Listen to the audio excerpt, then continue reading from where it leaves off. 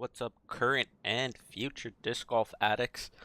Today I'm going to be taking you along on my first round ever at Park Zandbergen in Belgium. Also the number 2 rated course in Belgium according to the UDisc list. Starting off with hole 1. Not many options, throw it straight, whatever you're comfortable. At this distance I've been trying to throw a little bit more standstills now. Really getting that timing right. Hole 2, we're looking at a flex forehand here. Wanted to flex my justice over a little bit more, but this is one of the challenges that I've had with my forehand lately, where I've gotten really comfortable throwing a small hyzer or perfectly flat, but anhyzer releases are feeling a little awkward for me right now. Hole 3 was a little bit hard to picture how far left the basket was. But I just threw my Thunderbird on hyzer, and seeing that hard packed dirt, knew that if it hits it, it should skip up towards the basket. Hole 4, plenty of OB danger off to the left. I'm throwing my Leopard flat or a touch of anhyzer, have it drift. Also an opportunity to go for the eagle if that's something you want. But I just played the drive a little bit safer. Kind of got caught between my decisions there. Really didn't commit to a gap on the upshot there. And chaining out the birdie putt, leaving me with a par. Hole 5, end up pulling a little bit on my rock 3. This is also something I've been working on when it comes to my game, is really disking down to the slowest speed that I can get to the basket. And so I knew I had to throw my rock 3 hard. Flat, just a little bit off to the right of the basket, and then it would work its way there and lose speed. I didn't fully see how much danger there was behind the basket, so just having to pitch back up and card my first bogey of the round. A little bit unfortunate. Hole 6, protected tee area, so you don't feel much of the wind that you're seeing out looking at the trees. Throwing my beat in Thunderbird, trying to get a soft flex shot.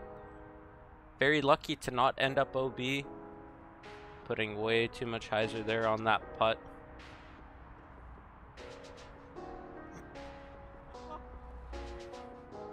A little bit of a comebacker here with the elevated basket, but managing that just fine.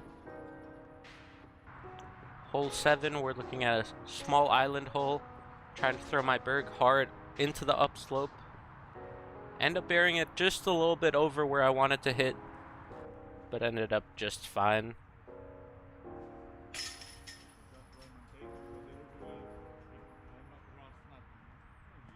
Hole 8, we're looking at a forehand hyzer. Again, being my first time here at the course, it was hard to tell just how early right you really need to go. So I end up pushing my forehand into the back edge of the bushes. A little bit of an awkward putt, trying to run it and just barely skimming along the cage.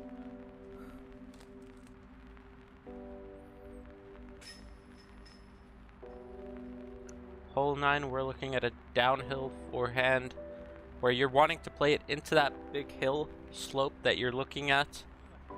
I end up putting a little bit too much hyzer on my justs there, not fully trusting to throw it flat or even a little bit of anhyzer like I should have. And again, just missing left of the basket there.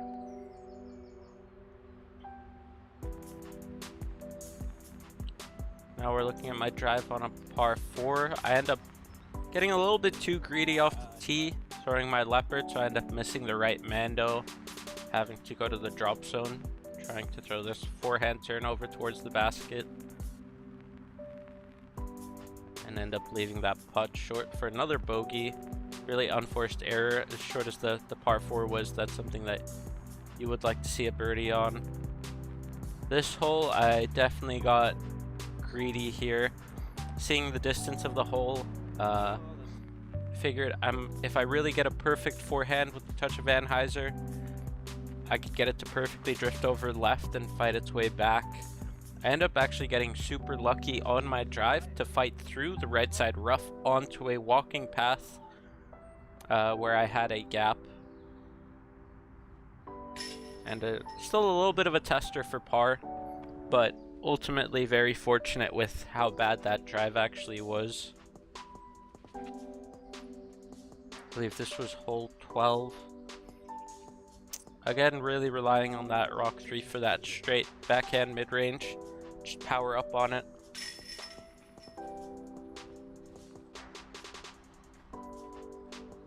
Hole 13, we're looking at my Explorer, which is basically just a longer version of that rock 3 I've been relying on here in the woods.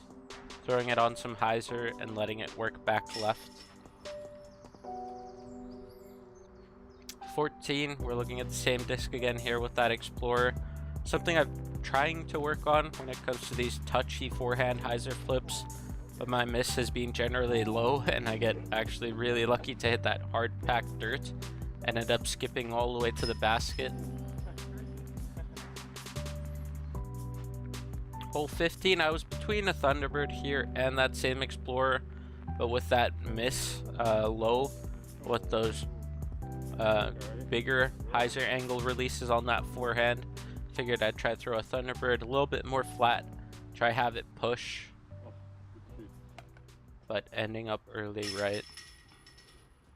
Giving myself plenty of looks here, maybe not converting on as many as I would hope, but still doing fine.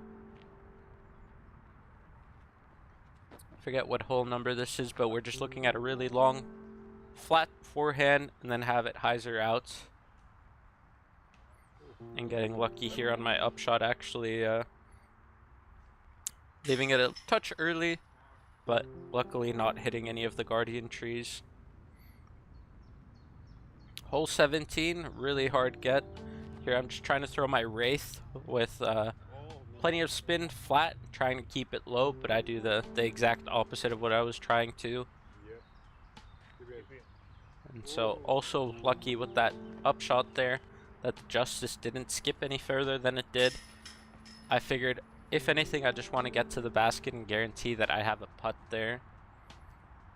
Hole 18, OB behind the basket. It's hard to tell on the video, but that bush line that you're seeing in those trees, there's a big drop off behind it, and it is very easy to lose your discs down there. So trying to throw my Recco on a floaty hyzer line and have it work left towards the basket. But with that, you saw how I approach playing a new course and my first round ever at Park Zandbergen. So thanks for watching. If you enjoyed what you saw, don't forget to leave a like, comment, and subscribe.